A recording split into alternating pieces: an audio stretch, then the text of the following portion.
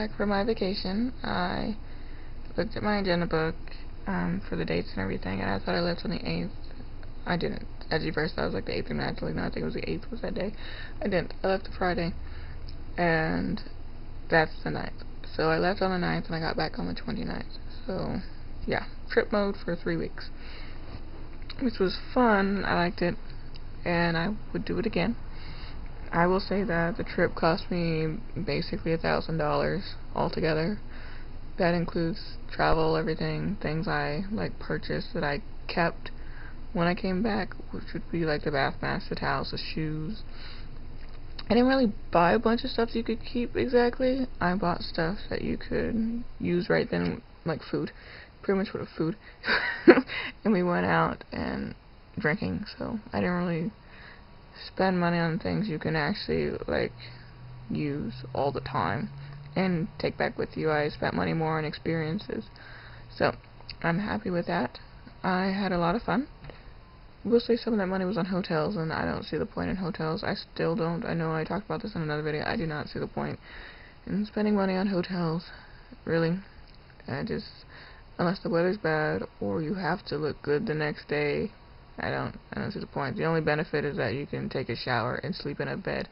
I'd rather sleep in my car, and I can get ready, like when you're on the road and you're traveling, I can get ready in a rest area. You can also, some of the convenience stores, the ones who have parking for truckers and everything, you can actually pay them to rent out a shower. They do have showers. You would just probably want shower shoes, or at least flip-flops that are big enough so you don't touch the actual floor. But you can do that. It is actually cheaper to do that than it is to actually rent a hotel, usually. So, that's just me being cheap. But anyways, it was fun. I will say that a hotel can help with the whole vacation experience. But if it's late at night and all you really have time for is to sleep and then wake up really early, if you don't have enough time to sleep, a good night's sleep, and take a shower and relax a bit, there's really no point in getting a hotel, because all you're doing is rushing through a nap and then rushing to get ready in the morning so you can get out there without being charged another fee. So I really don't see the point. Not at all. Anyways, I did have fun, and I will say that it did cost me about $1,000. So I figured that for every vacation I take, I should save about $1,000. At least, but $1,000. And I will try and do it smarter and stay within the $1,000 limit. But that's all I can spend. No.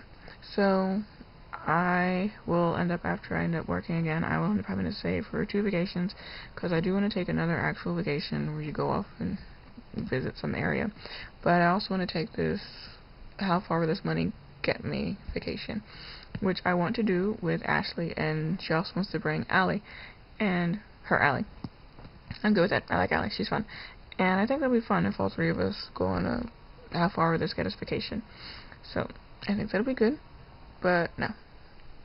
And that will cost some money, and we would end up having to decide, all 3 of us, how much we're each going to bring to put into this how far can we get on this money trip. And I will end up putting in more. They just won't know that I'm putting in more, because I believe in backup money, because you can take a how far can this get us trip, and then something can happen, like gas can jump or something, or you can have an issue and you need to buy a tire, or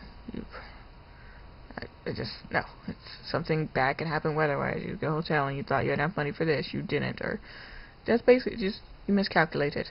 So I don't really want to get stranded somewhere.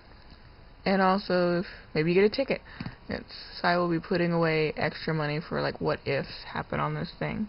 So what if somebody loses part of their money? I mean, out of 3 people, there's a chance somebody's gonna drop some of the money somewhere, or maybe it can get stolen. So, apparently her dad, somebody tried to rob him in a rest area, and one of my uncles, somebody tried to rob him while he was in his car at a stop sign. It's just he was at the stop sign and they tried to rob him. So, hide some money, take some extra money and hide it, or set it aside somewhere. That's what I'll end up doing. So I'm gonna save at least $1,000 for that. But I don't think our money, how far can this get us, be $1,000, because she did it with a $600 trip. I'm figuring we'll probably end up doing it with about 600, 800, 500 or something like that, because it'll whatever the trip will be split between 3 people.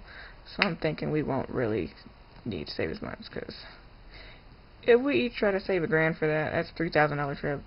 That'll pretty much get you anywhere, unless you go to Vegas and just blow money every day. But you can pretty much go everywhere with that, so no.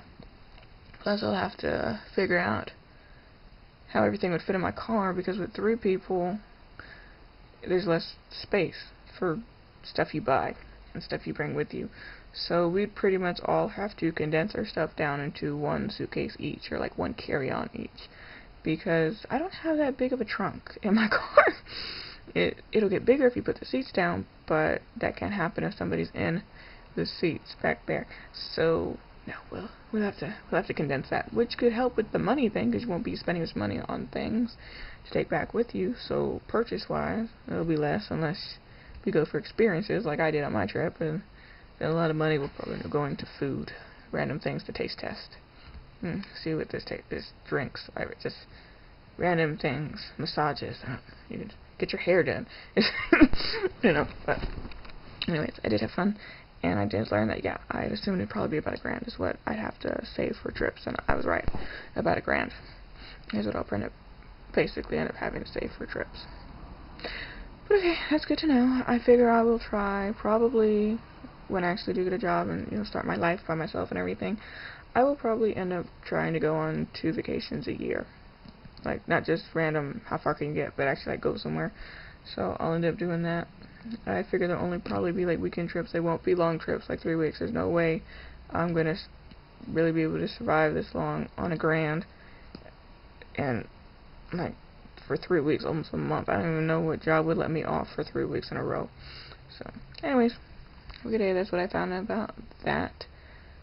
Oh, never mind, don't have a good day. Okay, yeah, I'm back home, and I'm going to be fixing up my room, like, changing it the way it is and everything.